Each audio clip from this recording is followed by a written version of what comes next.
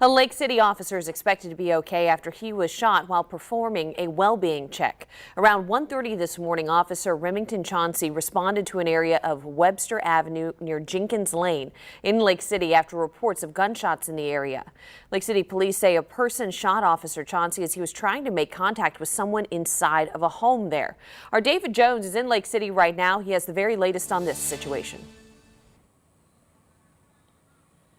Katie, by now the scene's really cleared out, not any police left here, although we have spoken with family members of this suspect who is now in jail. They were giving their own side of how things played out here. We do know, though, that this happened in this entryway over my right shoulder of this home. Police telling us that when they arrived here, they saw bullet holes on the exterior of the home. The family, though, telling us that those bullet holes were old, questioning how they could have been seen at night. Nevertheless, though, police say that they knocked on the door, and in this entryway, there's actually kind of two doors to get into the home. So you've got your door going into this laundry room entryway, and then right when you get through there is the door that actually goes into the home. So police say that they knocked on the door, they were doing that wellness check. They say that they loudly identified themselves as police, and then they say that a shot was fired through that kind of inside door inside that entryway. When that shot was fired, they say one officer was hit, Officer Remington Cody Chauncey.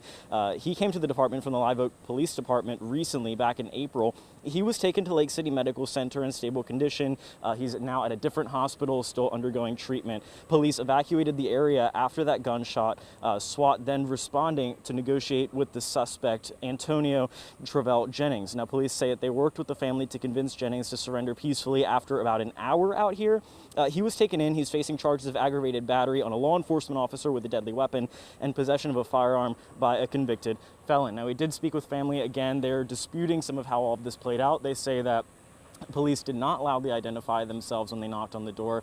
They say that their relative, who is the suspect here, is on medications and has different mental illnesses. And so, again, this happening very early in the morning, so they say that he could have mistaken them for someone trying to break into his home. So we've got a lot more coming up on our conversation with them. We're also going to be speaking with a spokesperson from the Lake City Police Department to kind of, be able to equally provide both sides of the story here. Again, though, police saying that officer, thankfully, is in stable condition, still undergoing treatment, and that suspect, again, now behind bars. We're live in Lake City. David Jones, First Coast News, on your side.